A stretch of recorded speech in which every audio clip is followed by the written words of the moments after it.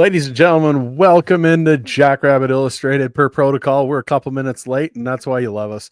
But Jackrabbit Illustrated, as always, we are on the Jackrabbit Illustrated Facebook, Twitter, as well as the FFN Network YouTube. Thank you all for joining us live today. We really appreciate it. As always, our title sponsor is Kubota Dealers of South Dakota with 10 locations across the great state of South Dakota. There's always a dealer near you to get into some orange equipment today. I was just talking with my neighbor about that the other night here and about how I got to get myself one of the BX series like Chad and Matt have. Those things are beauties. Get a snowblower on that bad boy to take care of this country snow that I deal with compared to living in town. It's a whole different animal. Kubota Dealers South Dakota, they've got parts, sales, and service. They've got all the equipment you may need for your acreage, ranch, or home. Get into some orange equipment today and get some of the most reliable stuff on the market. But as always, we are the B team, myself, Brendan, or Big Thumpy, as it's been changed to recently, and then Ben and Chad. And we have the honor of being joined from FCS Nation Radio, everybody's favorite, every Jackrabbit fan's favorite media member, Stone Labanowitz, the man, the myth, the legend himself. He's joining us here to break down the Salukis with us tonight here a little bit, and probably end up talking a little bit about Alex's lemonade stand and everything else. Thank you so much for joining us, Stone. We are stoked to have you here, man. No, the pleasure is mine, guys. I enjoy watching you guys every week. I'm going to be serious this is the intro. I'm going to be serious here. I appreciate what you guys do. I watch you guys every week. I think you guys are the most boisterous, most proud, and deservingly so fan base in all of the FCS. I'm just glad I can be a part of your guys' show. Now, you did say we're going to talk about this SIU game. I hope that's the shortest part of what we do, but still willing to get elbow deep in it. So let's do it. Perfect. I mean, Youngstown State's a difficult opponent, so sure. Yeah, gotta get a W somewhere with needle in him, just right off the bat, man. Jesus, Mary and Joseph. We were hoping to do a deep dive into SIU struggles this year. Yeah, I mean, let's go. I mean, how deep does it have to get? The fourth quarter, get under the hood, dismantle some stuff. Really get at. I don't have that in me. I didn't prepare for it, and I didn't want to. I don't blame you. We all still like honest. Nick Baker. Yeah, we all. Yeah, Brandon Joseph. No, he's not worthy to shine Stone's shoes. Are you kidding me?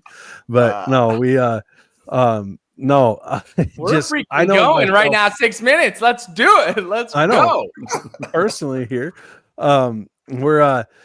I kind of tuned out on SIU a little bit here after, everybody went down, all the injuries and everything like that, to be honest. And they don't, play us till late in the year.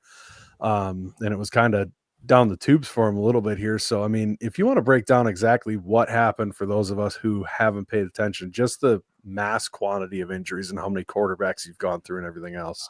Yeah, I think that I can do. DJ Williams was a touted starter, a kid who had FCS snaps prior, who was mobile, and Nick Hill likes kids who are mobile, and they thought they had it all figured out. Obviously, they never lacked skill players, so there was definitely optimism at the beginning of the season, but broke his hand, ended up going to a backup who had been there for 2-3 seasons.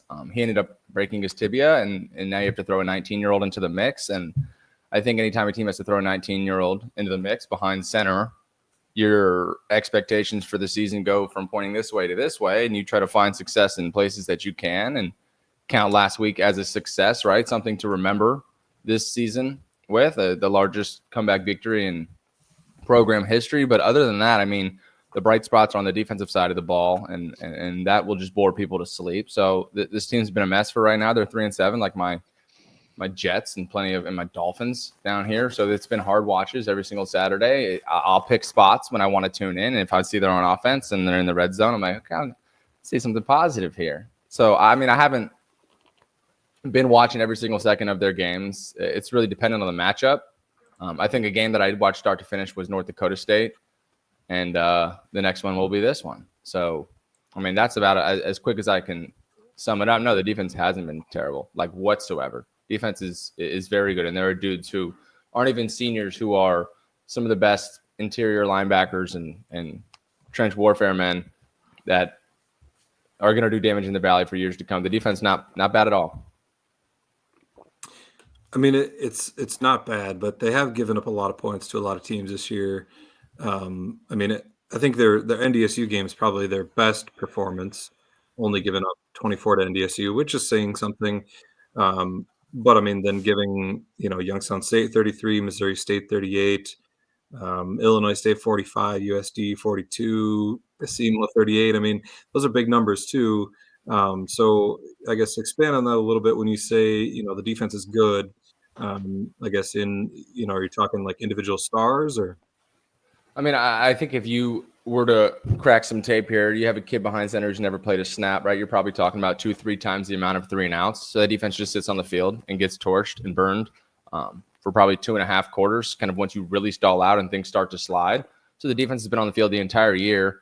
I'm not going to sit here and pull Massey stats, but it is ranked, right, the 4th hardest schedule in the country. You have a BYU team who has not lost in the FBS and is going to, or at least thinks they can contend in the FBS playoffs. So, I mean, that's a good loss, and Carter's a good team. Your FBS loss is looking a lot better than ours at this point. Oh, yeah, it definitely is. There's a win. I can get my first win here, not even 10 minutes in. Let's do it. Yeah. Our FBS loss is better than your guys. Yeah, no, when all SIU's quarterbacks going down, we were wondering if they were just like looking through the paperwork to make sure you didn't have any eligibility left in you. Dude, but I did. I did have a year of eligibility. And I 100% you can just go out there right now. I don't know technically how it works. I haven't asked the question. The mood hasn't been that light as far as the text. And I still talk to Hill. Honestly, every week, every other week, we're just talking ball. And a lot of it's been about Jake Curry, their young quarterback. But the mood hasn't been light enough for me to be like, hey, man, like, what's going on? Like, we got to go to Brookings here in a few weeks. Like, I mean, let me at least try out. That would have been amazing if you would have pulled that off and just showed up, suited up in Brookings. Jogged out of the locker room. Just put the wrong number on and have wait, is that Stone? I would have done it, and I would have audibled quarterback power very first play and run right at 32's chest and put his ass in the dirt. I would have done it right off the rip, like no hesitation. And that's, ladies and gentlemen, is how you know he's not playing this weekend, because you don't say that before the game otherwise. So talk about Dustin Helton's daring you to do it here. So talk about this Jake Curry. There's still time. I mean, he had 4 pretty rough games and then finally a good one against YSU. Do you think he's kind of figuring it out, or? I don't know if he's figured it out, but he's grown up. I mean, that's really all you can ask for. I talked about earlier kind of the outlook, your goals for the season from pointing here to here. I think when you do go the opposite way, the one thing you're looking for is, do we have a quarterback of the future? I think it's a conversation you guys have every single week. Think we have a quarterback of the future. You're almost positive you have a quarterback of the future, but there's still somewhat of a question mark, right? There's still answers you need, and there's still a lot that you haven't seen. So I think for Southern and Nick Hill and the rest of that staff, do we have our quarterback secure? Very rare to even have an opportunity to see a 19-year-old take snaps, and not take snaps, but take snaps for half of the season. So he grew up last week in a game like that. That's what it takes, regardless. Youngstown State, I mean, we can joke all we want. It is a very annoying team, especially when you're on the road. I think it's one of the worst places to play in the FCS, or one of the worst places that I've played, just right behind Brookings, South Dakota. But for Youngstown, it's a team that always is going to scheme you up well and get annoying. We've seen him sneak some wins this year, but I don't know if he's figured it out, but he's grown up, and that's legitimately all you can ask for a literal child. Were you able to watch that Youngstown game at all? Yeah, I was. I'll say, how impressed are you with Bo Brungard? The kid seems like he's got a bright future. He does. And it's a kid that fits what they do. And that's what I'll say. And I think he's a kid that I wasn't familiar with coming into all of this. But one thing I do, and I talk about it with Kev all the time on our show, is going through team socials and seeing what coaches have to say. And he's, when spoken about, one of the most highly regarded. And I always kind of note that, because those are players for me to watch on teams where I'm not watching every single weekend from the first quarter to the fourth. So Bo's been one of those kids that now I'm just keeping an eye on every time they do come on the screen. Well, it's got to be tough for a kid like that. We've seen in the NFL that taking a couple years back seat has really been a key to success at the quarterback position. And I think that's got to be kind of the same thing at the college level. 100%. Sit and learn. 100%. I mean, I've had the opportunity to do that, and we get really into the weeds here, but I think a backup quarterback is the coolest position in football. For the reason kind of that you just mentioned, and your ability to be able to sit back and not feel like, and for Jake, here's what happens. Like, you're really comfortable, and your relationship starts to build with Nick Hill, because Nick Hill sees you as, I can break it down as a token almost, or like a ticket, right? Like, he punched just like Nick Hill knows he's good and he's got his quarterback figured out. And Jake Curry's just getting paid scholarship money and going through classes, knowing that he's going to be the starting quarterback at a Division I university. Like, that mental is easy to go to sleep with. And 90% of quarterbacks in the FBS, the NFL, the FCS don't have the ability to go to sleep comfortable and happy with where they're at. So I think, yeah, that's absolutely what you take away from it. And you just let that relationship build, get your ass in the weight room, eat right, get bulked up, and go sneak a Jackrabbits team on the road. Yeah, you said that Brookings is your least favorite place to play. Did I hear that correctly? It's strange because there's a lot of pictures of Brookings in your Instagram. I mean, there is some decent moments. There's some highlight worthy moments. It is the worst place to play. Here's why. A few reasons. I just your guys dig on you a bit. Love you, Stone. So your guys is no, I'm dead serious. Your guys is stadium doesn't go as high on the north, the south, the west. I probably have my directions wrong.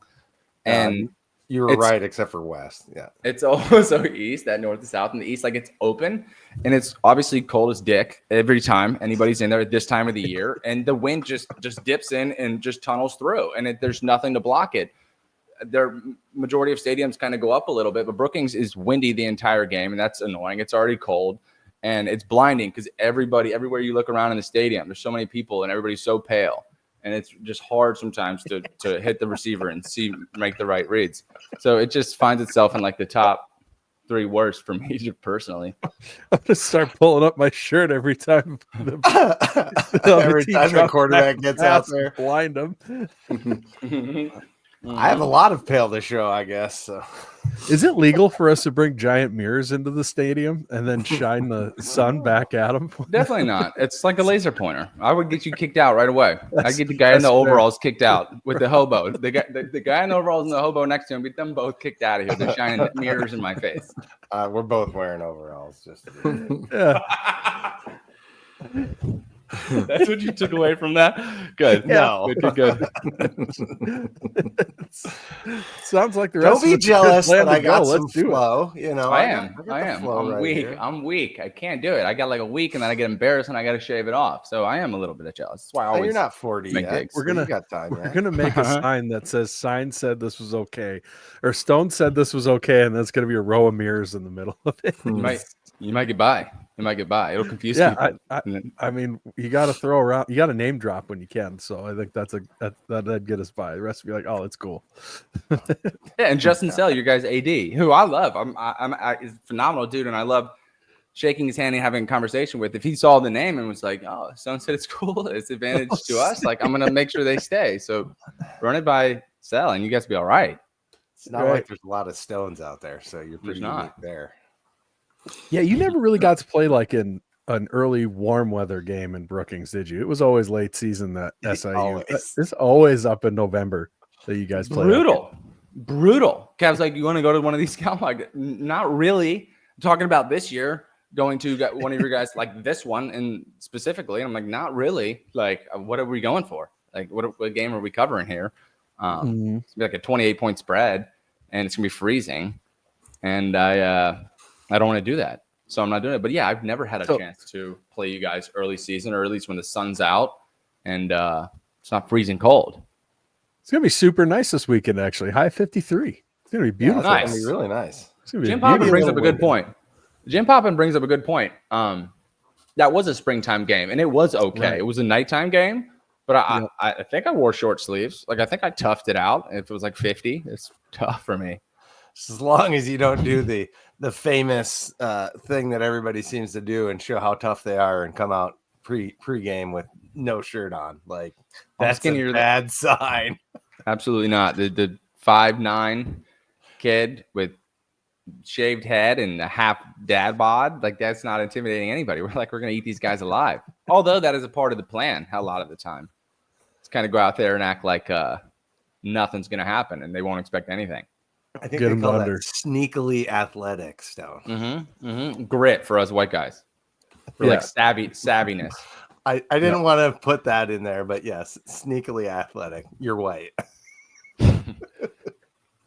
Zach. Oh, you Southern guys. Good Lord. Zach McKinnell, Yeah. 53 is cold. Oh, brother. I'm tempted Thanks, to buy Zach. you a ticket to a December semifinal game once and let you live the Yeah, life just of come one on of up. those. I appreciate bad that, boys. Zach. You're probably the only one on here who's going to come to my rescue or take my side there. 53 is like, ooh, got to layer up. It's 53 out tonight. Our side of the stadium, I'll probably be shoveling down to my t-shirt. I'll be roasting in the sun over there. Yeah. So one of the things that helps in a cold weather game is a running game. And a fun stat for SIU right now is that DJ Williams is still the leading rusher on the team. How is that possible? I mean, do they just do they not run the ball much, or What do you mean? What do you mean by fun stat? Why is that a fun stat? It's fun I for mean, us. It's fun because it's unusual. you're 10 games in. How has nobody else surpassed him? I'm going to be honest with you. I think that and I haven't broken down these statistics. Now I have had conversations about their third down success, or what's the antonym for success. And a lot of it, like, they're really bad on third downs. Like, they're the worst they've ever been in third downs. And honestly, Ben, like, that stat would come from either trying to find a drive starter because you're outgunned, right? So taking to the air, it's an incomplete pass, keeping the ball on the ground, finding yourself in a 3rd and 7, then you're throwing the ball and getting off the field. And if you're going to have maybe 70 snaps for a contending team is like average for a game. That's probably above average. So if you're a team that's not contending and down, you rattled off some of the score lines that teams have put up against them, or some of the amount of touchdowns and points that teams have put up against them this season. So when you're out of reach like that, like, those 3 and outs can really stack up. And by the time you go into the locker room and get on the team plane, you were 3 of 14 on third down. And that right there probably is like 8 or 9 rushes. So it makes sense. I mean, if you really want to break down the math, but I just think because this team hasn't been successful really on offense anywhere, of course that run game is going to suffer. But DJ was also a very good runner, and that was a part of what they wanted to do with him. And that's what Hills always wanted to do, unless a different situation presented itself. But I mean, you guys saw Javon Williams, and I'm not going to sit here and recall kids from 2, 3, 4, 5 years back, but Javon Williams was that Wildcat back, number 15, that we threw at everybody. We threw at you guys, short yardage. He was Nick Hill's baby. There wasn't a damn thing that he could do wrong, and that's because he fit Hill's style. So, I mean, that stat makes sense. Yeah, funny. No, it sucks. So you talk about the third down conversions and staying on the field. If SIU were to have success in Brookings and give SDSU a scare, I guess how do you think that happens? It's a really good question. I don't think it does. I don't think it does happen. And I will say I think the one thing that I was excited to get on with you guys and talk about was how teams game plan for South Dakota State. I think it's perspective you guys probably don't get every single week, right? Because I'm so fresh and It's true. Just out of a locker room. And I'll tell you how Coach Hill is going to coach them up this week without even having a conversation with them. Like, there's no recreating the wheel. There's nothing you can do differently that's going to catch a team like this off guard. Like, it is late in the season. This is when a team who's 8-2 and is not ranked number 1 in the country wants to notch another win in the Valley and make sure that they're all primed and ready to go for the playoffs. Like, you're not sneaking anything by them. There's no shot plays that you can put in the scripts. It's cliche and corny to bring up the double passes and the end arounds. Like, that stuff can't happen, and it won't happen. So you legitimately have to spend more time in practice on inside run, on the day 1, day 2, week 1 install, all of the inside zone, all of the gap schemes, like all of the basic things that you've been being preached for year after year after year. That's what's in the game plan against the South Dakota State team, because if we don't punch them in the mouth, we don't stand a chance. I mean, if Chad and Thumpy were blocking a doorway for me, I'm not trying to juke him out. I'm not trying to run around him. I'm going to kick Chad in the nuts and then run as full speed as I can into his chest. And if he falls over, and I get through the doorway and I get up and I go again, like, that's what you got here with Southern Illinois and South Dakota State. That's what's always been preached to us in a game like this. Like, if we don't punch them in the mouth in the first drive, we're getting on this plane and no one's saying a damn word. And it just really gets to the basics. So I think if they wanted to contend and compete in this game, mind you, the last 3 times these two teams have met, it's been decided by a touchdown or less, something to take into account. And I think because that's a weird stat and this is a weird matchup, we just talked about Jake Curry for 15 minutes, which nobody will remember the conversation that we had about Jake Curry or what was going on. So, like, that being as wonky as it is, this could be one of those wonky ones. And you just gotta, to be honest with you, what I'll say is if they want to contend in this game, South Dakota State has to do it themselves. They have the turnovers, right? The fumbles, the muffed punts, like little things like that have to stack up for this to be a 14-10 Southern Illinois lead going into the locker room at halftime. Everybody be like, what's going on? Like, that's the only way that this happens. Mark Gronowski, 2 picks in the first quarter. Other than that, I mean, they're going to win by double digits here. They're just outgunned, and it's an awkward part of the season that you don't want to go to Brookings ever. Yeah, and I think that, it's easy to look at SIU's record and, the points they've given up to some teams and say, well, geez, they're not going to compete. But like you said, you mentioned the strength of schedule.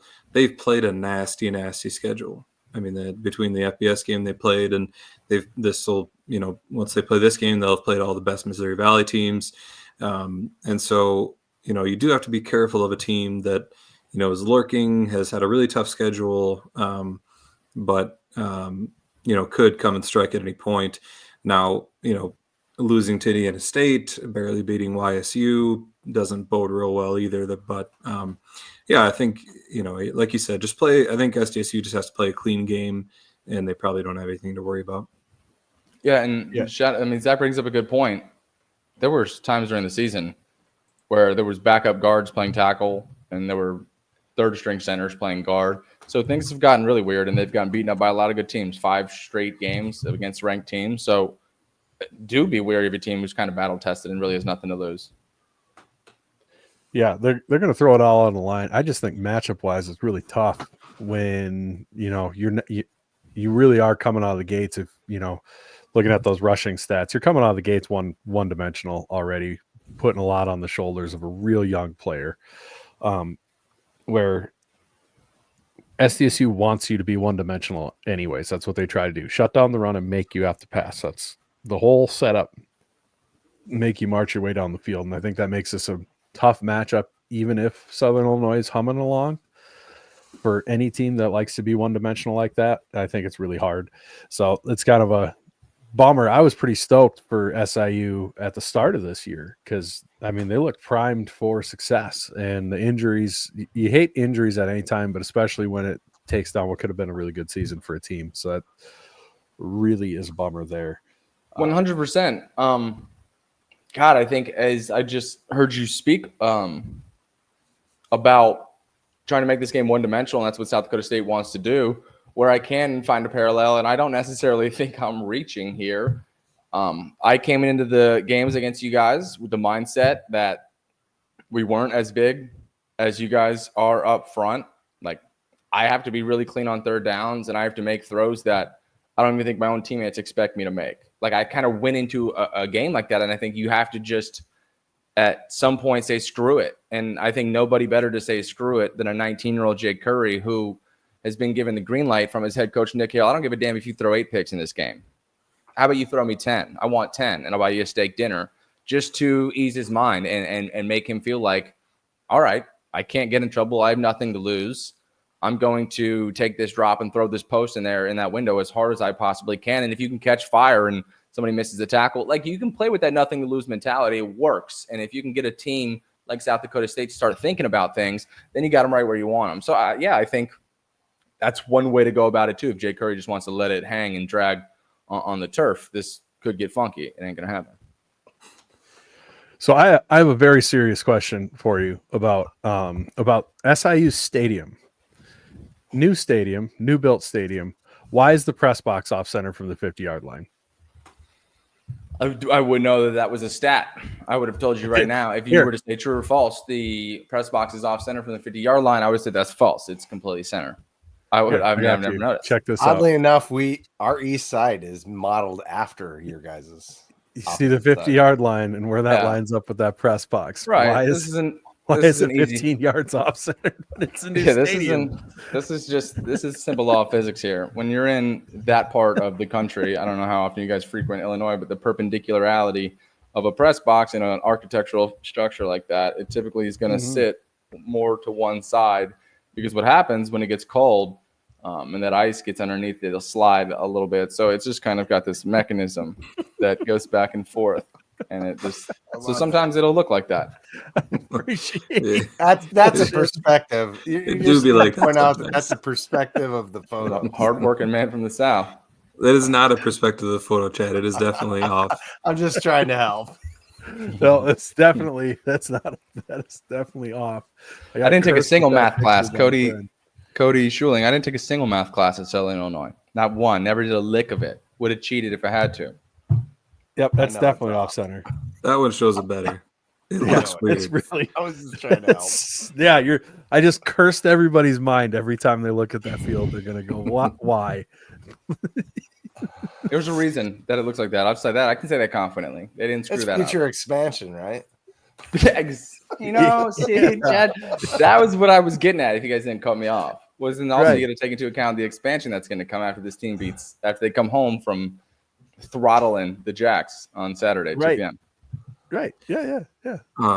We'll talk about expansion in a moment, but if you had to guess what the only posted spread is on this game at this point, what do you think it would be?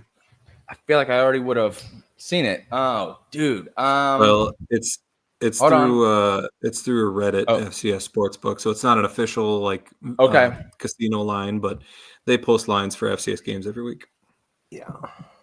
Early too, thankfully. 24 and a They're half. fairly close usually. They got 30.5 right now. So a touchdown, more than my 24 and a half. Okay. All right. Would you take SIU to cover that? I would. I would actually. I mean, I might actually take the 30 and a half.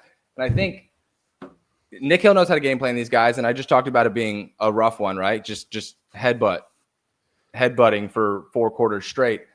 And I think, I mean, you just saw the Jacks have fun. You saw Wildy and them get loose against the team last week. But this is a Southern Illinois team. We just talked about the 3 games being decided by 7 or more points. And as we creep towards December, you got to get Angel. You got to get Amar. You got to get Big Gus and the Hogs going. So you're going to keep the ball on the ground, and you're just going to outwill and outman a team. So that's probably what they're going in here to do. So give it 30 to 14, 30 to 10, a final scoreline, and I'm cashing that. I like it. I mean, if you look at their result against NDSU, granted that was in Carbondale, but they stayed within 21 points against a very good NDSU team. I would think 30.5 is probably That's proper. I think North realistic. Dakota State would be the game to compare it to, right? Mhm. I mean, who else has the ability to run the ball the way they do and keep things close to the vest when they decide to do so? And that's a Jacks team, and that's a Bison team. That's a good game to. And that was Jake before he knew what was going on and what his left from his right. So, I mean, I think that's the game to go off of here if you're actually considering a 30.5 point spread with the 3-7 Saluki Dogs. Yeah, I would agree. Have I been to Culver's? Jim Poppins says, yeah, we got a Culver's here. Anything double. I couldn't tell you the name of the order because it's so expensive. I don't know if that's a takeaway that you guys have. It's just expensive. I don't go to it all the time. But anything double, anything super greasy in tots. No cheese curds. I'm lactose. Unless I'm like feeling dangerous that night and ready to do damage. I'll get the curds. But other than Pay that, the price the next day. yeah. Oh, yeah. I'm staying home all night, so You can't touch the custard then either, apparently. I mean, see, the custard I do anyway. Like, that's what I'll pay the price Yeah, for. screw That's it. fine. That's fine. The Culver's, I'm willing to worth do it. it for. Curds, I'm like, what's wrong? I had too many cheese curds. But if it's ice cream, it's whatever. It's no big deal. People can understand. Yeah, that's an amazing ice cream. In fact, it was custard. It was so good. Does that count as our ad read for Culver's? sure. Why not? Yeah. Where we call them expensive. I love that. for them. Culver's is our show sponsor for Jackrabbit for the B team.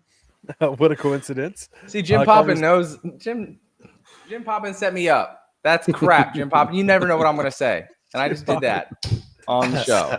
He's so on top of everything. Good thing There's- Seth's got a sense of humor. I'll explain it. There's a reason why it's a little more expensive than some fast food chains is because of the quality. You're getting better food overall, and it's worth it 100%. You get more food at Culver's too. Oh yeah, more food, better tasting, better quality. More food and anything in the category, you're getting a lot more. Like I've never left Culver's needing more food or feeling like I should have ordered more. So yeah, that math does add up. It is a Wisconsin-based chain, and if anything, Wisconsin people are not known for being lax on the food intake. So it's kind of in line. That. Greasy, bunch of cheese. It's a Wisconsin burger chain, but we are sponsored by Culver's of Brookings and Watertown, and that's why Jim was asking. Yeah, but. Yeah, Culver's, Brookings, Watertown, they're the place to go. Better brand of beef makes Butterburger better. As we said, Culver's is worth any price that your body may pay, as endorsed by Stone Labanowitz himself. It's Culver's, Brookings, Watertown. They are a show sponsor. Thank you to Culver's for sponsoring the show for 3 years now. So yeah, thanks to those guys. While we're doing endorsements, Stone, why don't you talk a little bit about the Alex's Lemonade Challenge? Chad has the standings up here. I don't know about you guys, but I enjoy your interviews each week with all the players. They give really cool insights, and it's really cool to hear what they got going on in their lives. But tell us a little bit about this initiative. Yeah, I really don't know where to start, to be honest, and I do appreciate that you guys listen and enjoy those athlete interviews, because I mean I talk about this not only on our show, but anytime I'm doing a hit and interview, whatever the case is, I talk about how the FCS isn't covered to the degree of the FBS. Now that's obvious, right? Like we know that. Like we're doing a better job than hired media and covering the FCS landscape. But even I think it trickles down to the social media aspect and teams not paying for a social media team. And for the FCS and these fans, you don't get a chance to learn who these athletes are underneath the helmet and behind the face mask. So if the platform once a week can be that, getting to learn about 11 nasty athletes. Like they're not just athletes. If you were to close your eyes and pick or a name on a roster that seems popular in the town, like these are like legitimately handpicked. You can go down this list and it makes sense. You have a guy like Mark, who arguably will go down as one of the greatest players to strap it up in the FCS. You have a David Walker, who I'm telling you right now won't last till day 2 in the draft. You have an Evan DiMaggio, the great nephew of Mr. DiMaggio himself. And I could sit here and rattle off who these people are. And Chris Presto, somebody who's been affected by cancer and has family members affected by cancer, giving them a platform, all 11 of them, to speak about it, to help try to raise money and awareness. It's ridiculous. And the fact that we've tailored this thing to the fans and let them kind of take charge in raising this, like this is what it's all about. Like we're all trying to compete. You guys compete, whether it's watching a box score, sitting on your couch watching a football game, or racing your kid up the stairs. And for college athletes, competing in Division I football games, that's what we try to do. So getting the fans involved, it's been phenomenal. You guys have carried massive weight for this thing. I mean, when you look at Mark Gronowski is going to end this thing well over what we thought was accomplishable or what was even doable for many of these athletes. And it's all in good and organic faith and nature. And Northwestern Mutual has just been the coolest to work with. And Chris Schenkel, who spearheads this thing, has really attacked this thing head on and not said no to anything and just wants to do more and more. And I think because this is year 2 and we've already surpassed that $50,000 mark last year, and we're going to try to double that this year and keep it going. I mean, it's ridiculous what's been going on, and I can't thank you guys enough for as well. And Mark's just getting started. Speaking of competition, the guy in second place is from Southern Illinois, Chris Presto. I figured if anybody, you could get the folks over in Carbondale riled up and get a little competition going there. I haven't. I mean, $3,500. I haven't. I mean, listen. So sometimes there's I hesitate saying this because you're on open ground, but there's strategy to this, right? Like there are ebbs and flows in the season. We need to. We're coming off a huge win this season. and a huge win means big money. And I mean, I think there's things to come for Chris Presto's number and what he has up his sleeve. So if I were you guys, I wouldn't be smiling too much. I wouldn't be feeling too comfortable. I wouldn't think this is all fun and games. I mean, it is a competition, and to think that I don't have something planned is the stupidest thing you guys could possibly do. So I don't know. If I'm sitting in the blind spot, if Chris Presto's sitting in the blind spot at $3,500, I like that. I do. Now, you guys did an event there, right? You Yes. did an event in Carbondale. And yeah, maybe just talk about that a little bit if you would, just real briefly what you did. It was the coolest thing that I've done on that campus since I went to school there. I mean, excluding winning football games, I suppose. And I mean, it trumps anything that I've been a part of since being in the city of Carbondale.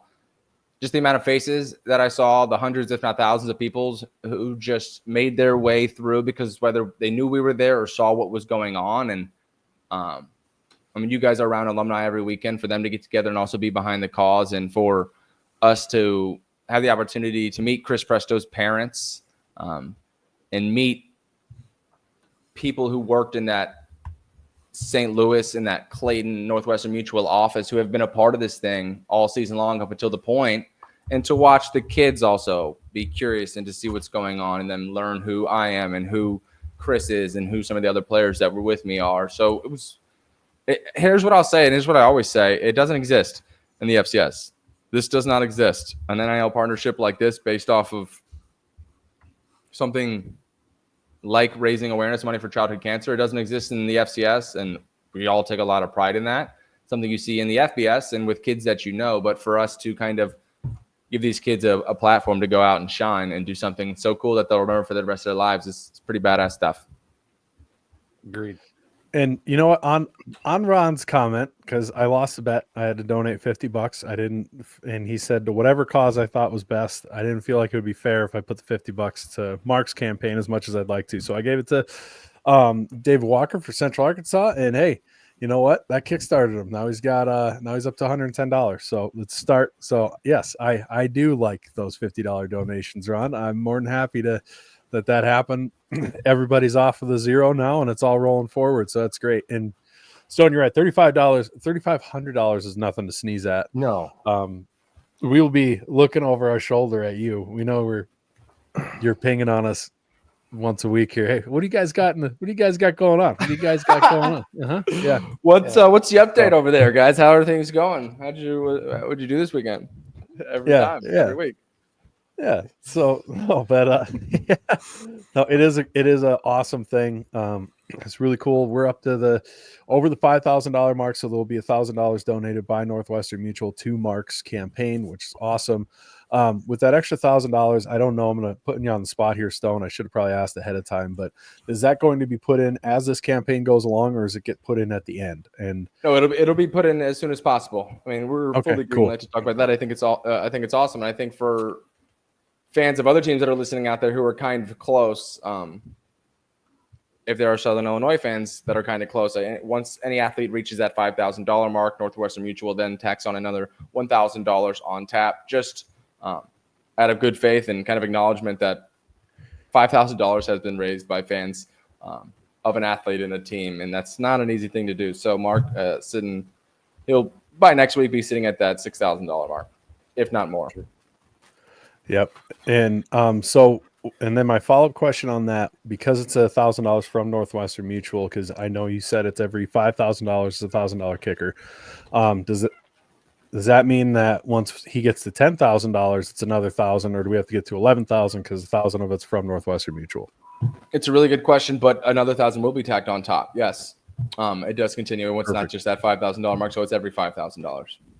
Perfect. Nice. Cool. We need to find a way to get Pat McAfee and Adam Vinatieri in on this, because Aiden Bowman has his daddy's great idea. NFL connections, and that really came back to haunt us at the end of the season. So we got to get I was wondering if you having three athletes. I was wondering if you've given a call to like Jeremy Chin or Michael Pruitt to see what those guys are up to, if they want to contribute. So it's tricky because think about these NFL teams and the partnerships they have, right? And the contracts they have with children's hospitals, right? And cancer foundations, that they're obligated to not do anything else. Right? They can't get outside the borders of what they do. So that's been a tricky spot for us. But when you look at, so that's kind of blocked off some of the former athletes, what we're able to do in that spot. And it makes all the sense in the world. I mean, when October comes around, I mean, look at how much these athletes do for breast cancer awareness and whatnot. But I think like the Robin Roberts on the Today Show is Southeastern Louisiana grad. Like when you can go school to school and find some of those big hitters, those big names that went on to do awesome things and make millions and billions of dollars. A lot of them graduated from FCS schools. So, I mean, this would be my kind of call out for all of us to go do research and see who went to one of those schools on the list, and is it worth a DM, an email, a call, or something, just trying to get them involved. And Pat McAfee, every single week on his show, I think this has been a trend that I've noticed, something FCS is put on his show, whether it's a highlight, whether it's a bad beat, whether it's a pancake block or a hit stick. Like Pat McAfee shows love to the FCS all the time, more than anybody nationally. So if there's anybody to really kind of just fire away at this thing and give it a shout, it would be Pat probably. Corey here has a good idea for you. I could on the Pat McAfee thing before we jump onto Stone's feet picks. I do feel 100% confident I could hit a 35-yarder in his challenge. I could hit a 35-yarder. That would be what we would have to base it around. Are you actually confident though? Yes. Yeah, I was a kicker in high school. I know you're confident in your quarterbacking skills. No rush in my face, no snap. Yeah. I believe it. I believe it. You could toe poke it with a pair of steel toes. Oh, I was a toe basher, big time. Exactly. You're totally a toe basher. I knew that without even thinking. Not a lot of soccer in northern Wisconsin. We were just toe bashing up there, man. There was none of that. I want to know who signed in, whoever was buying my feet picks that knew about that and signed in whatever name and just said that. They've been making me a killing. The calluses, like on the heel and the big toe, the bulbous one that sticks out when you're really active and in the gym, lifting that's nice and everything. Yeah, it makes you stand out from the other feet pick people. That's what Speaking of your feet, and I know you're not unconfident in your skills as a quarterback, but how do you think you could compare to Mark's punt this last Saturday? That crap's electric, man. That is some of my favorite stuff to watch. And in retrospect, or watching the clip, it's like the funniest thing ever. A defense, you got some what it speaks to how stupid defensive players are, right? Because we all watch on Sundays and Saturdays. I mean, this is people are gonna be like, oh my God, I know. And I know it sounds stupid. This is not stupid. Like you could tell like the brain capacity of a D lineman when a ball's thrown into the dirt or the whistle's blown dead and you watch them 260 pounds sprint to it and dive on it on the ground like a scoop and score. And in college, if you're on the ground, the play's over. So they're going to scoop it up and think they could take it to the house. Or you watch it in the NFL, guys think they got a chance for some TV time or the ball, fumble, and you're getting it. So you watch things like that happen all the time. So, I mean, that would be what I would compare it to be honest. I love it. Chad, did you have some pictures you want to show? Oh yeah, just the big stone dog. You know, we're talking about my flow. We're just running through your Instagram here. And go back to the. Hold on. Go back to the first one. Go back to the first one. This is one of my favorite shots, right? Because the angle, it's an undershot. I don't know where you guys are at with bald spots, but I'm really starting to develop one if I don't shave my head. And I go outside and it's really embarrassing that I see pictures and I'm only 26. But this one, right, no idea there's a bald spot there. Can't really see the hairline or like the widow's peak at the front. So I like a good side shot here with scruff. This is definitely one of my go-tos here. I would put it on Tinder if I had a Tinder. I thought this was a good shot. You said where did you say? But oh no, it was on Twitter that the lady likes your baldness more than your flow, right? So. She does. That's something that I've taken away, and I think all guys with long hair should consider. Are you got a man bun, or is that the guy's beard behind you? Both, actually. I do have a man bun, and it is running into his beard. Apparently, there he's copping a feel down there on media day. I don't know why they didn't crop out the socks and slides. They told me they were going to do that. It's because you're the Salukis, man.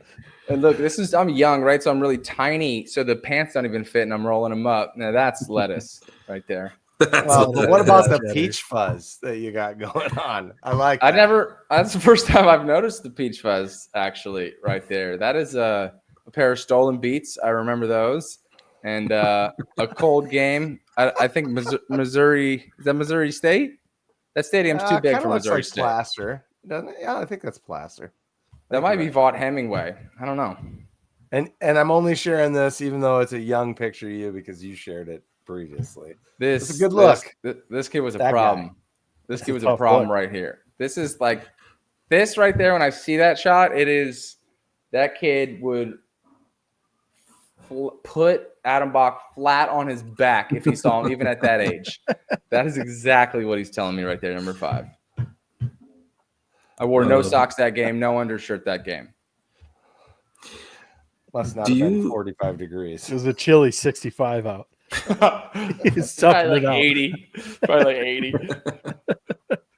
Speaking of sock, do you have a sock lookie yourself? Like, if I was an SIU fan, I would have sock lookies. Yeah, make one for sure. I don't have a sock lookie. I don't.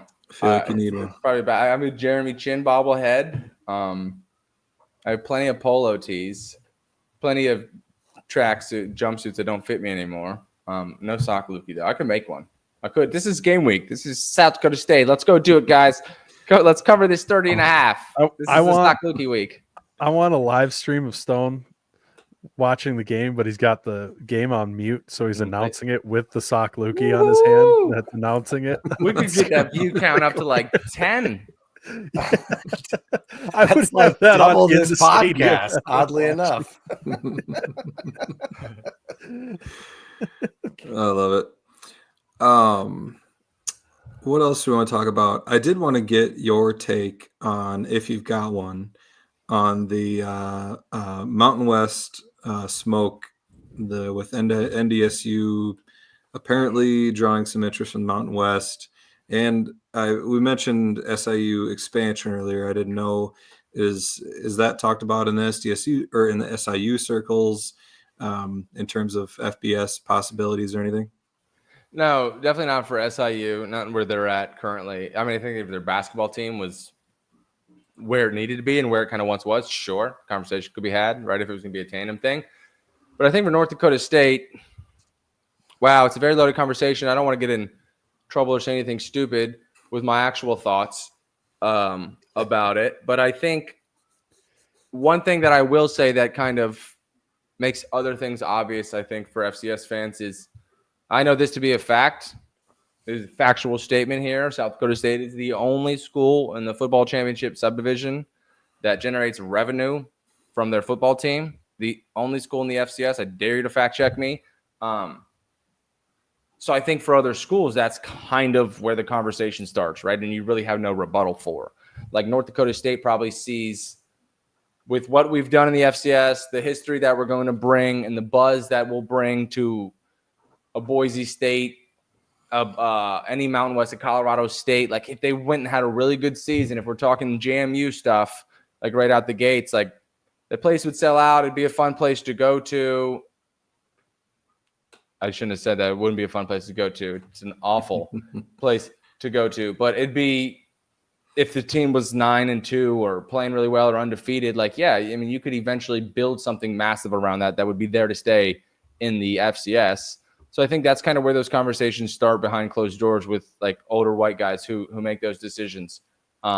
Is we can make money doing this. I don't think any of those football players give a damn if they're FBS or FCS. I mean, I know they don't. Like, it's not something that we consider. And I think I have this conversation about Mark Gronowski all the time. And when we had this Northwestern chatter, like, stay and do something that will never be forgotten. And for Mark, he's doing that as we speak right now. Like, he has an opportunity to be remembered by an entire state for being an awesome football player and an awesome kid. And it's probably the rarest of the rare in the FCS. And I think if you're in North Dakota State and you go over there and flop, everything that you've built and every bit of that reputation that you have goes burning down in flames. We're going to see it with the Delaware Hens. We're going to see it with some of these teams that have competed.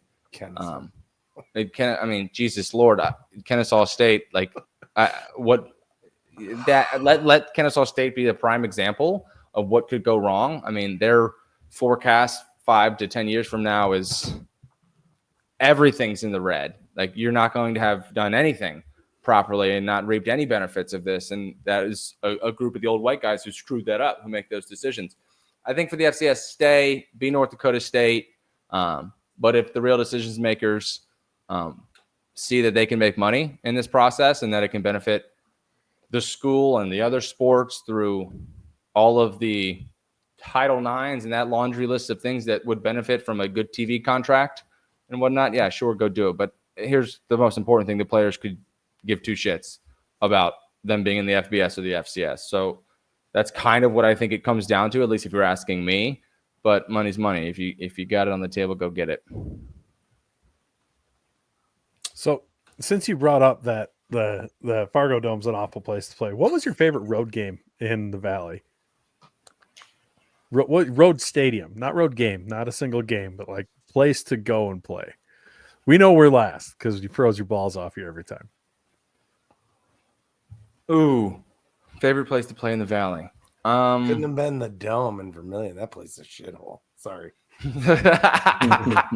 They made it better now. To be fair, I mean, God. Sometimes I stop myself, but I'm gonna not stop myself and say it. I think I'm not lying to you here. I think it was Indiana State. Okay, because I had come from a junior college and we had to bus to a field to even practice or play. And I remember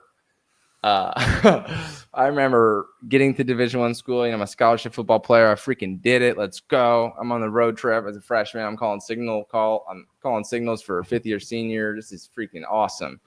Week 2 or week 3, we take a trip to Indiana State. And I remember getting off the bus being so pissed off and scared about where I was attending school and what the hell was happening. Because I was like, there's no shot. There's no shot. This is where a Division I football team plays. Like, there's no way. The windscreens were there, like the painting was the backdrop or the windscreens of like trees because the ones behind them were dead and it was vast land over here. And there was this solid 1,200 people. It was like, holy cow. Like, and then I've come to love it. Like, I think it's just because of what it is. Like, this is how schools are really getting down in the FCS. Like, SIU's the Taj Mahal. South Dakota State is the Taj Mahal. Facilities, stadiums, all those things. I think they're the cream of the crop in the FBS. But I remember being so shook when I got to Indiana State and was warming up that this is where I was at in my life. So it stuck with me forever. Probably playing in the trees, the fake trees. I don't know if you guys know what I'm talking about, but the windscreens are like blue and they surround the track. And I'm like, is that their backdrop? We're like trying to make it look better. And like, it was like throwing a blanket over, a dead body. So Indiana State. For sure. It's not the answer I expected at all. Me either.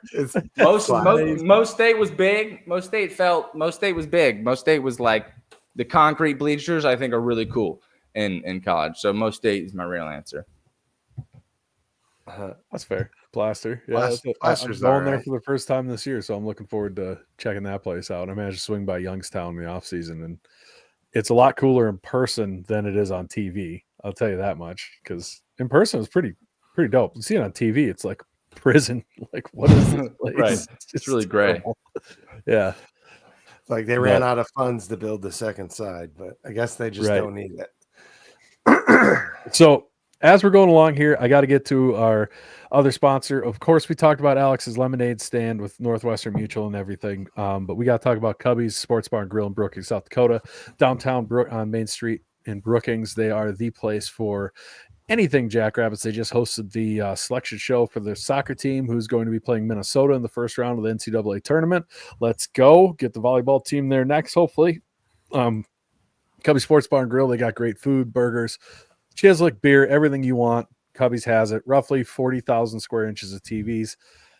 nobody can fact check me on that one. Somebody had to say, "Oh, there's not 300 TVs in there. There's whatever," but it feels like 300 of them. Go down to Covey Sports Bar and Grill. They're the place to go. We are honored to have them as a sponsor of the show. That's all I got for Cubbies. I usually had that better, but I just it was terrible. But we probably should talk a little about the game that happened last week, right? A little bit. Speaking of Cubbies, though, before you go on, they're hosting Mark's Alex's Lemonade Stand. Yes. Oh my God, how did I forget that? There you go. I was working on pulling it up. See, that's why I wasn't able to finish. I knew subconsciously there was something left unsaid there. Yeah, Thursday at Cubby Sports Bar and Grill. It is, I believe, 6:30. Yeah, it's right on there. 6:30 till 8. So Mark, I believe he said he's not leaving Cubbies until they bring back Italian nachos. Nice. I think he said that. Yeah. Yeah, I heard that. That is a scientific fact. Ryan, can you fact check that for us, or Deb? No, you don't need to fact check it. You don't need to fact check it. We just need you to back us up on it. There's a difference. There you go. You don't need a fact check. I was told that we weren't getting fact checked. Great way to spend your night. Go down, meet Mark. Great cause. Head down there and see Mark before you go watch Scared Money Don't Make Money. I mean, I can't think of a better night. Pre-gaming at Cubbies for Scared Money Don't Make Money sounds like the best way to spend your night possible to me. It is a great night. We'll quickly talk about the game that happened last week against UND. I don't know, maybe we can get Stone out of here. Stone, do you want to? Jeez, do you want to get him out of here? That would be. Kick him out. I'm just saying. I would expect it no other way with you guys. This is how I would want to go. I would want to be picked up by the back of my shirt and my belt loop, and Chad just throw me out the front. That's how I would want to do it. The whole hour. Get him out of here. Why is he still here? Jesus. I'm being nice. Seriously, I thank you guys. Thanks for your time, show for sure. Each and every week. The best fan base in all of the FCS. There's no denying it, and you guys lead the way with that. So anytime I get a chance to come on here and shoot the ish and talk about some of the cool things we're doing with Alex's and a team that's on a quest for back-to-back national champions, yeah, I'm in any day of the week. Appreciate you guys. Before you go, give us one Kevin imitation. Give us one what? Kevin imitation. Ooh, okay, cool. Let me make this good real quick, actually. Let me make this worth your freaking time. I'll keep the profanity out of here. You don't have to. Okay. Unless you want to. I may be talking. I may be talking about a girl or something, and he'll get. See, I don't really have those problems, Stone. I got a dicky do. It means my stomach stick out more than my dicky do. So I don't really have a problem. I can't do a good country accent. So that was like a Italian Chinese guy. He talks kind of slow too. Yeah. So hold on. One more crack at it. Actually, I'll give you a peek behind the curtain. I hope freaking Kev's listening right now. I'll give you a peek behind the curtain. We record the show early sometimes. Some of my favorite shit ever, I swear. This is like my endorphin dosage I need every single week. Kev will be trying to hit one of his zingers that you guys hear every week. Mind you, I'm in charge of production, right? So I handle all the editing. He'll be trying to hit one of his zingers. He'll tee that bitch up, and he'll screw it up. And he gets so pissed. So it might be like he's gonna kill me. Actually, I'm scared. My phone died. I just watched it die, so I'm not gonna plug it in. He'll be like, you talk about this team ripping off 6 in a row? I mean, this team's hotter than a June bug feather and a needle in a haystack. Shit, hold on. Rebrand. This team's yeah, Stone. So you talk about this team's hotter than a June bug in a haystack. Shit. This team's and then he'll nail it, and then we'll pause. And I'm like, we're good. He's like, yeah, we're good. And we just roll on through. And I'm like, this is like the best stuff ever. Like, it's because he's a complete legend, and he'll tee them things up. And then his take after that is obviously phenomenal. But it's some of my favorite stuff because he knows that it's what he knows that's the Kevin Marshall way, and you got to do it the only way you know. So, I mean, I don't do a good country accent, so I'm not doing him justice, but those would be my cracks at it. That was fantastic. I appreciate it. If people want to hear you and Kevin, FCS Nation Radio, you guys put out your show every Friday. It's always a good listen heading into the weekend. So check that out. And once again, we appreciate you being on. Thank you so much. I appreciate you guys. Yes, best of Kevin Marshall. Oh my God, it's on its way. Peace out, guys. Thanks, Stone. Yeah. Oh, All that's right, good great stuff. Stone Labanowitz. That was good stuff. That was really good stuff.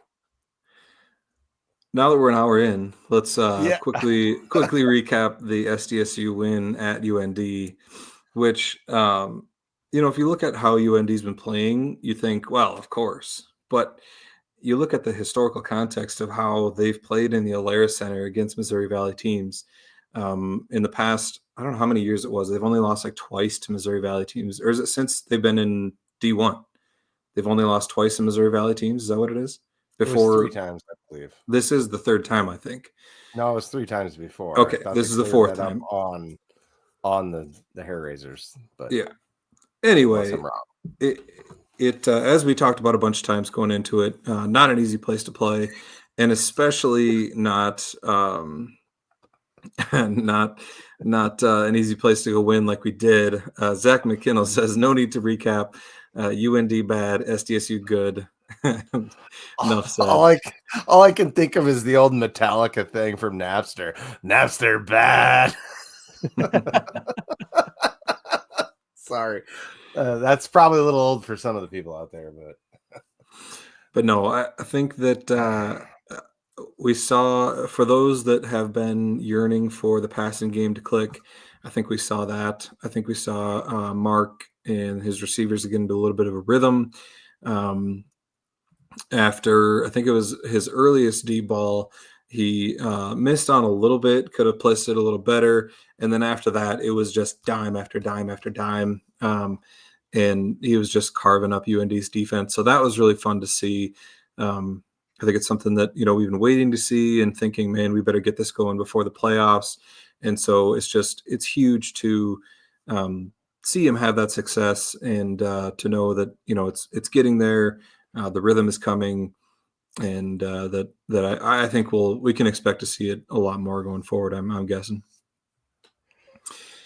Yeah, I think there is something to vibes, right, of a team, and you can feel the vibes of this team going when you go into a place like that where historically it's never been a cakewalk there during this run that we've been on. That one handily, but it wasn't easy. That game was easy. That game was dominated. This really just the passing game clicking, the way the run game looked, the defense. Yeah, there was one missed tackle for that game, a touchdown, and the first drive was a little shaky and completely locked them down after that. This really gives me the vibes of a team that is gelling to go on a run. That is the feeling you get from it. And obviously we look for that to continue going forwards, but I think if you're any team in the rest of the bracket, this is the last thing you want to see, is this team really starting to click and hit on all cylinders. And if you listen to the coach, the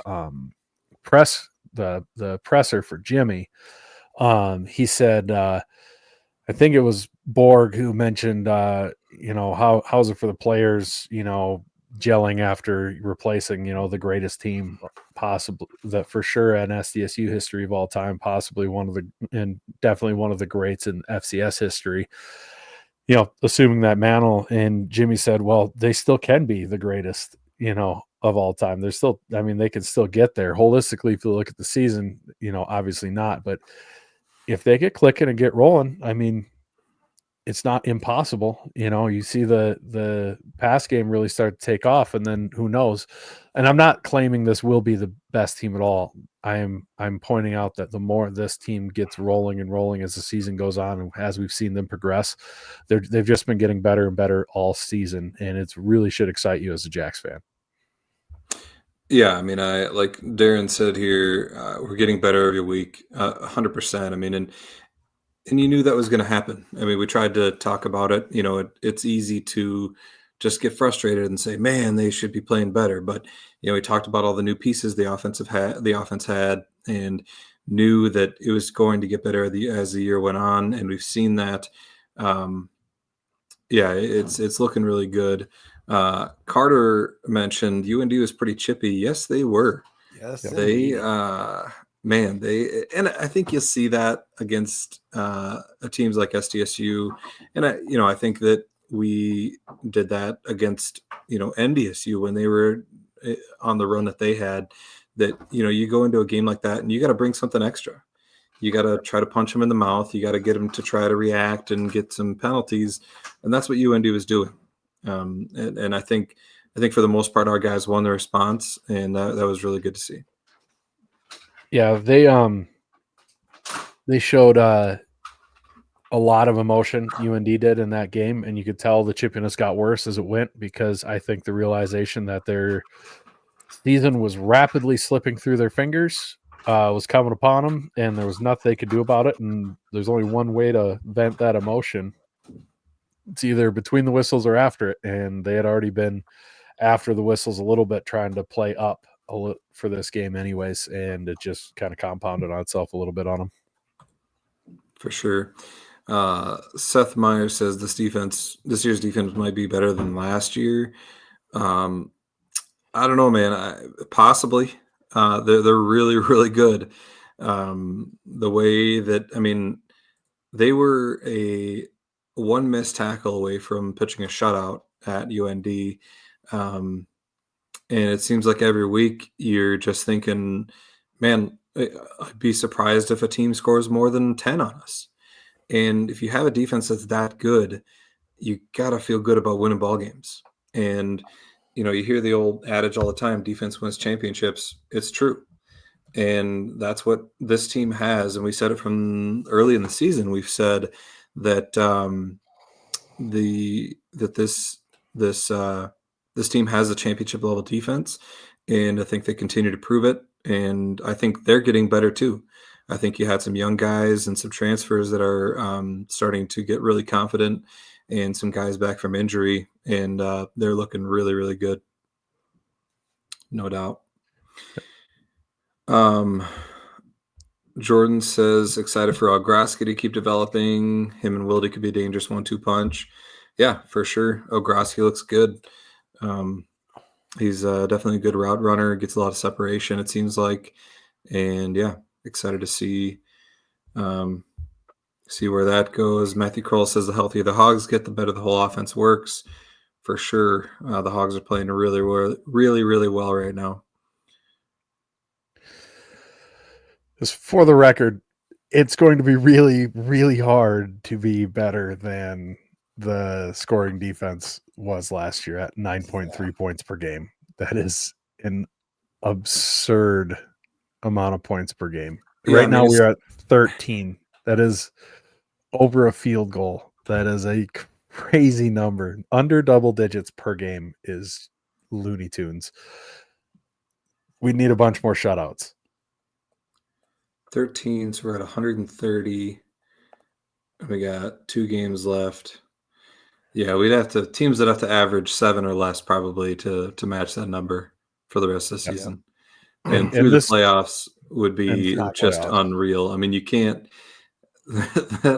the performances that team last year put up in the playoffs was just insane. Historic. It was unreal. Yes. Yeah, well, that's true. After giving up 68 points in the first 2 games, if you take those 2 out, the average is very low. What are we at? 130. So it's only. Come on, engineer, do the math. Quick math. It's only 60 points over like 8 games, so you're under 10. 62. Well, I said like 60, so. I didn't know if it was exactly 130 or what, but anyway. It's going to be close. I thought you were Mr. Exact. Okay, now I'm going to look it up. Yeah, it's exactly 130 points. So there. Ha, ha, ha. 130 and a half points. Somehow we gave up a half point somewhere, Ben. What? That's weird. Chad's got the Missouri Valley standings up here. NDSU and Missouri State tied atop at 6-0. SDSU and USD at 5-1, Illinois State 4-2, Indiana State 3-3, UND 2-4, Youngstown State 2-5, Southern Illinois 1-5, and then a bunch of no-win Missouri Valley teams in Northern Iowa, and Murray State. I guess on a bunch, just 2. And then we'll look at the rankings quick, or the stats poll. NDSU at the top, Montana State, SDSU 3, UC Davis 4, and USD 5. For Valley teams, we've got also Illinois State at 17. And then I believe UND probably dropped out at this point. Yeah, so only sitting at 4 in the top. They're still receiving votes in one of the polls, which is just stupid. Yep. They So show dumb. receiving votes. I don't know. I mean, you hate to drop a team too much after losing to SDSU, but Yeah, but they also lost to Indiana State and Youngstown State. yeah, there's that. And to go off on a bit of a tangent here, what drives me nuts is, the FCS, you want to have engagement, you want to have all this stuff. And if anybody hasn't listened yet, Sam Herder put out a podcast last week with a guy from the NCAA and Matt Larson, who's the head of the playoff committee. And they talked to those guys, and they talked about the reasons they're not using the media poll anymore and all that stuff. And as they talk, and as was pointed out to me by Sam Herder, is last year, they kind of mentioned too, they have their own top 25 on the committee. Why can this not be released like starting week 6 and then just release it? And then maybe twice a year have the commissioner come out and talk about it. I mean, he already jumped on multiple podcasts and multiple interviews after they do the one release. You want conversation. You want people to be interested. You want engagement from the fans. Release the committee's poll frequently. Just release it once a week. That would be huge. And let teams know where they truly stand. Why can't we do that? It's just insane. Anyways, I don't know why that's been stuck in my head all day, but I had to get that off my chest. It drives me nuts. I agree that they should release their poll, and I also agree that the stats poll should be more transparent. If that's not evident enough at this point, I don't know what else you need, but I would think that would be the straw that breaks that camel's back and actually bring some transparency to that poll a little bit and some legitimacy, really. I mean, because it could be if they had it completely transparent, it could be the FCS poll that I think, everybody would undoubtedly say, yeah, this is the one we look at for all the rankings. And the playoff committee would probably be like, oh yeah, this is reliable because we see who's voting and we see that they pay attention and that, gets vetted out every week. So I don't know. We'll see where it goes. Yeah, it's crazy to me that the argument from Craig Haley is, well, these guys shouldn't have to deal with all the crap I deal with when I put my poll out there. Well, it's because you're an arrogant prick about it, first off. And second off, if Joe Schmo fan is willing to put his poll out there and take grief from the same amount of people on message boards, Twitter, across the country, everywhere, and they'll stand up for their poll, you should have the backbone to stand up for your damn poll if it's the one that is supposed to matter. And if you're not willing to do that, you don't get to vote anymore because you obviously don't care enough to put any extra time into it in the first place. Well, yeah, that's the thing. If you're not confident enough in your poll to defend it, then apparently you don't spend enough time on it. Then just don't vote in your own poll. That's fine. There are plenty of other people who do spend enough time on it to vote on it and defend their votes or defend their poll. Yeah. I mean, it's not that hard. Spend extra time on your poll, guys. Exactly. With that, we're almost an hour 15 into this thing. Right, your representatives. Well, okay.